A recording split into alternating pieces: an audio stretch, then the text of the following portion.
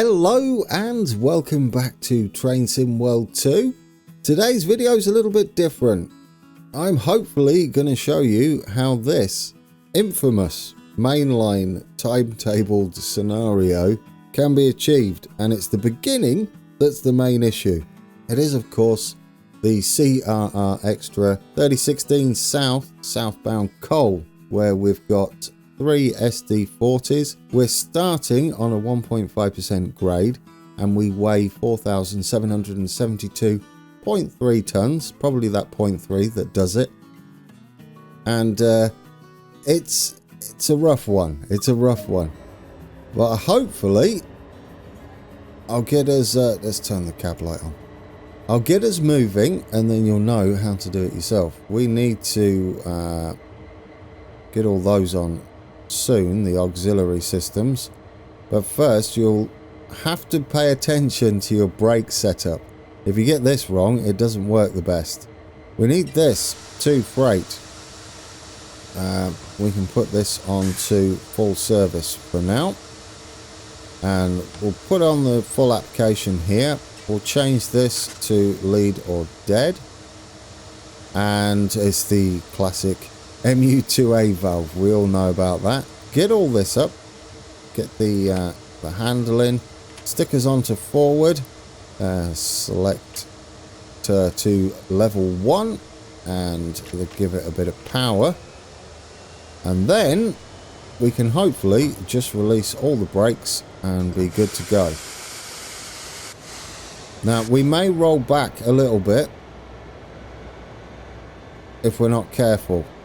I will explain why nothing happens. Don't be tempted to keep giving it the full beans on the throttle. You won't go anywhere, and the reason is this here, this BP gauge, is your brakes throughout the train, and since we are a long train, it's going to take forever for this to get up to 89 is when it's fully released throughout the train, but we can start moving before then. We're holding the throttle on 3 so that we don't roll backwards, and we can have our brakes all off fully. So yeah, it's a bit of a different one today. This scenario has caused some issues, I will say that. It did for me. I will say, don't go and use the camera views. There's something bizarre that happens if you do before you get going, which is a bit of a shame. But you lose sound, or I do. I don't know whether it's my PC setup or whether anybody else has suffered from that. So it's good to stay in the cab and just be patient. Patience is a virtue with this. Absolutely. Dim, we want these on, let's stick them on bright, shall we? Bright front, there we go. We won't take a look outside. Single unit, we can put that controlling with a loco on the long hood there. The other locos should be set up fine. They should all read cut out, and I believe whatever the default is there. We haven't started moving yet. We won't really until there's enough of the brakes on our full train are released. But yeah, this is pretty much it. Let's open the window. Bit of nighttime fresh air. There we go. There's no need to even, I mean, we could toot the horn that we have the intention of moving, but what that might also do is draw attention to the fact that I'm going to embarrass myself shortly and roll all the way down that hill. Let's do it anyway. Judging over there. She might have the right to if we start rolling backwards. It would be a little bit embarrassing, wouldn't it? Should we stick step lights on as well? Why not? That'll do. I think we've got everything set. I'm double checking because I made a bit of a mess of my very first video for this DLC, and I forgot to set the rotaire valve, which I would imagine is similar to setting this and this down here. Oh no, I believe the cutoff valve on the F7 is somewhere down here. Obviously we're not sat next to the window in the F7. But yeah, I made a mess of that, and I'm hoping this somewhat redeems me. We'll go back in the F7 because there's an identical start. In fact, you're a bit heavier, but it does a better job of getting up the hill, providing you set the train up correctly in the first place. This one understandably has people confuzzled at times. I've even read in the comments, I don't know whether I mentioned this, that some of you have gone all the way up this slope at about 0.6 miles of an hour, and that's as much as you could get out of it. Hopefully that won't be the case today. I probably won't edit out how long you've got to wait, so you've got a rough idea if you're doing it right early on. I think the point of doing this would be so you see everything I do if I have to do something different to actually get a little bit of forward momentum going. We're up to 50 something. We've got to get up to 89 for it to be fully released. Sometime before that you can start moving. Just remember you will be fighting against brakes further down towards the back of your train. So a little bit pointless.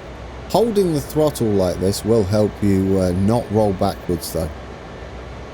The initial start can be a little bit tricky at times. Sometimes you just won't move. I don't know whether that's just part of the way the physics works, or there's a little rivet we're stuck in somewhere. Rivet? That wouldn't be the word. A little notch in the track. I'm not sure. But sometimes I've got in this and it just starts moving once there's enough released brakes on the train. Other times I've had to do a little shuffle, so kind of hoping that happens. It's not the prettiest or most efficient method. It certainly doesn't make you look professional, but it should get you going, and that's all you need to care about. Once we've got moving up the hill, the rest of it is just a long old journey. It takes a couple of hours, I believe. So yeah, we won't do that. Maybe we'll come back and do it as a live stream if you're really interested in a bit of a journey, and we can have a chat while we're doing it. There's not much else to do once you get a bit of forward momentum up this slope. Do I want to risk it? We've still got a bit of breakage going on, haven't we, at the rear? I mean, we could. We are fighting against ourselves if we do, though. I mean, let's give it a go. Can we? Oh, there we go. We'll switch it on and off. See if we can get a bit of a kick up the hill here, up the grade. I don't think we've got enough brake pressure released yet. You see, we're just wheel spinning on the spot there, which is understandable. I mean, the brakes are still on technically on a good portion of the train towards the rear, so we'd be dragging them up the slope. Notice we're rolling back there. If we switch it down to 2, perhaps that'll give us a bit of forward momentum. Almost. It's like trying to get out the mud, isn't it? I mean, the roll back, go forward does sometimes do the trick. I'm not gonna give up yet though. Oh, bit of wheel slip, but we've got the momentum. There we go. If we can get going now without wheel slip. There we go. We're holding. We've got traction, guys. That's it. And we've almost got a fully released brakes anyway, so that would explain that. We do go up to a 1.6% grade as well, so that really helps. It doesn't. We're obviously fighting against that as well. You can keep trying the notches if you like, see if you get any wheel slip. If you start to see wheel slip, definitely drop the power back down. Otherwise your wheels are going to spin continually. You'll notice you'll get the red sections around on the speedo here, on the actual speed itself. That's not a good thing, because if you've got that and the speed is going up pretty nippily, that just means your wheels are going round and you're not actually moving forward at all. But yeah, we should be able to just get it up now. Bit of horn, why not?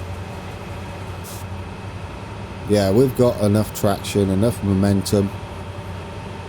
Don't want to overdo it though, you want to get moving gently. Yeah, there we go, there's the wheel slip. So you just knock it back. A little bit premature on my acceleration there. But yeah, can we go for it now? Eventually, once you hit, I believe, around 10 mile an hour, you can stick it in 8 and let it crawl up the hill. There's a lot of that. You will get up close to the speed limit if you've done it right. I mean, there's no right or wrong way. If you're moving up the hill and you're happy with it, that's the right way. But there you go, guys, we're off. We're up the hill. So, let me know in the comments if you were stuck on this one. Can you get it moving now? It's certainly a fine art. And a bit of patience. Patience is key, really. I almost gave up because I was suffering the I can't get it moving at all because I wasn't aware of what the brakes were doing. I mean, they're still on a little bit. Probably the last few cars. So we're dragging those up a little bit. I don't know whether it's which wagon has brakes on or whether it's just across the train. I'm going to say it would be the wagons at the back that are still pretty much have their brakes on. They might be screeching up the hill a bit. Probably not now though, we're almost fully released. That is the maximum throttle. And yeah, there's the signal up ahead. We go through a tunnel, then over a bridge, and then you got the long old journey. I hope that helps you guys. I really do. And I guess I could get out the train and leave you with a bit of our train moving and passing us at speed up a grade. Not the fastest, but better than 0.6 miles an hour. Alright guys, if you're stuck on any scenario and I have the DLC, perhaps I can make a regular thing about issues with scenarios and see if they're even doable. And if they are, I'll do a video for you and put it on the channel. And hopefully we'll help out anyone else who's stuck and miserable and sat down the hill or rolling backwards, which did happen to me. Okay, right guys, until next time, take care.